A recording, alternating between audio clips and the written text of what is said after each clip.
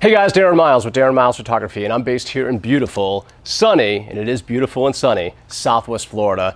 And today is my fourth in my 50-50 tips and tricks series. Now, the whole point about 50-50 is that 50% of the people probably already knew this, but 50% of the people probably didn't.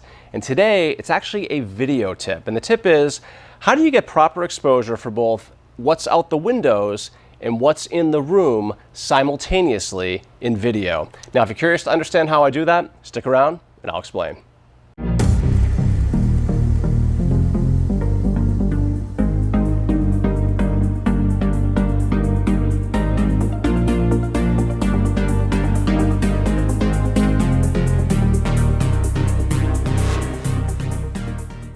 So you've been doing real estate photography for a while now, and if your business is anything like mine, more and more of your clients are asking you, hey man, can you do video too for these properties? And of course you want to please your clients and you say to yourself, yeah, sure, of course I can do video. I mean, of course, right? I can do pictures, why can't I do video? My camera can do video, so why can't I do video?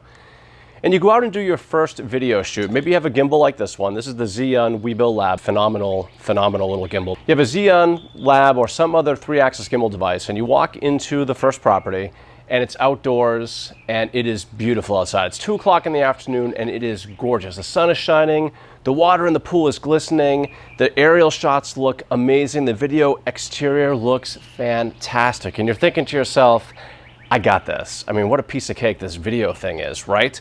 Well, then you step inside, and it's 2 o'clock in the afternoon, and you go to that first bedroom, and let's say there's like a big window on the far side of the bedroom, and you line up your gimbal, you expose for the room, you go to take your first shot, and oh my God, the windows look like there is a Close Encounters UFO outside.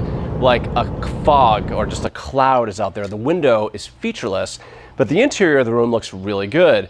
And you're thinking to yourself, wait a minute, the exterior was really easy and went really well. How come the interior looks like crap? Well, today I'm going to teach you a pretty mundane and simple trick to help you get around that so that your windows and your rooms are better exposed. Now, several of you are probably going to roll your eyes when you hear this, but I'm going to tell you anyway. We like to shoot in the middle of the day because with real estate photography, bright sunny days sell properties, especially for exterior photos or exterior videos. But interior, what ends up happening, because there's so much light coming in through those windows in the middle of the day, that what ends up happening is you have to expose for the room and then the windows blow out, but maybe you expose for the windows and then the room is really dark, and then you try to do some sort of balance in between, and it just never ends up looking right.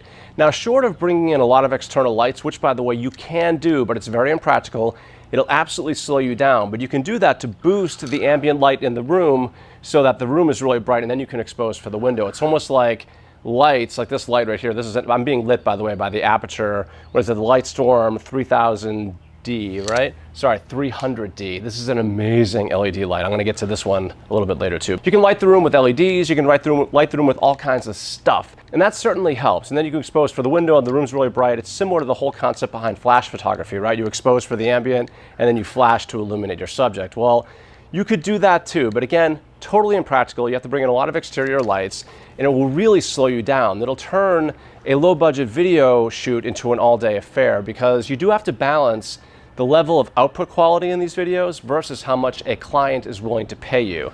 And more often than not, these videos will fetch between $399 and $799 to produce, or that's all real estate agents going to be willing to pay. There are exceptions, but that's kind of the norm for your average nice home to be videoed. Here's the secret. What I've learned doing this now for the last 2 years is that the single best way to balance window light, or the light coming in through the windows, or exposure in the windows and exposure in the rooms, is time of day.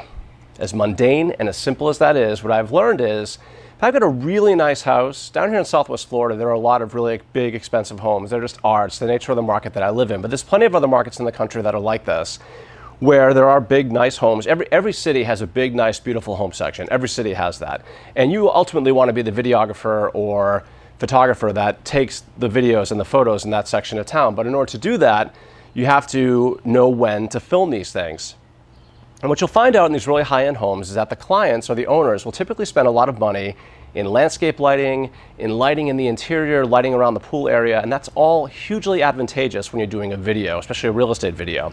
Here's the tip. Let's say sunsets at 8 p.m. I usually block about an hour and a half to 2 hours to shoot these videos, even on really big houses. And what I'll do is I'll show up at 6 o'clock, maybe 6:15, and I'll start photographing and videoing the exterior with my gimbal, my camera, my drone, and I'll get the exterior. As we get closer to sunset, say 20 minutes before, you know that time of night that we refer to in photography as the golden hour? Well, it applies to videography as well. Because as the sun goes down, the light gets a lot less harsh, and the balance between interior and exterior is kind of almost the same, ambient light-wise. So what that means is if you expose for the room, you're also exposing for the exterior. And the quality of the results is dramatically improved. So what I end up doing, again, just to kind of give you the timeline, sunset's at 8, I'll start at 6:15, I'll video the exterior, video the pool, do the drone shots, the drone video, etc. And then as we creep in 20, 30 minutes before sunset, I only need like 30 to 40 minutes to film the inside of a home. I've been doing this for a while, so I've kind of gotten very accustomed to knowing what rooms to hit. This is a highlight reel. You're not going to hit every single room, but then I'll go around to those rooms with the windows, and the balance between exterior light and interior light is very close. And then the super bonus, or the best part about doing these kinds of videos, is that when the sun sets, twilight, that blue hour, 20 minutes, 25 minutes after sunset, you get blue hour. And what blue hour is, let's say a room is perfectly exposed, like an outdoor living area, or maybe a kitchen to an outdoor living area to a pool. Let's say you have a really well-lit pool too. As you walk towards the outside, the exterior light, not only is it balanced, but the sky takes on that unbelievably beautiful blue, sapphire blue color. So you have this incredible result in video. So anyway, I recognize, again, a lot of you probably already knew this, especially if you shoot video quite a bit, but if you're relatively new to video, you're going to find this tip pretty helpful. The resulting video will be something that will win you awards and will also win you a whole bunch of clients. And to close out this video, I'm going to show you my latest real estate video employing this technique. So go ahead and enjoy that video and check it out. I'm Darren Miles with Darren Miles Photography, and I'm based here in beautiful, sunny Southwest Florida. If you like videos like this, go ahead and give me a like, or better yet, subscribe. And until the next time, happy shooting.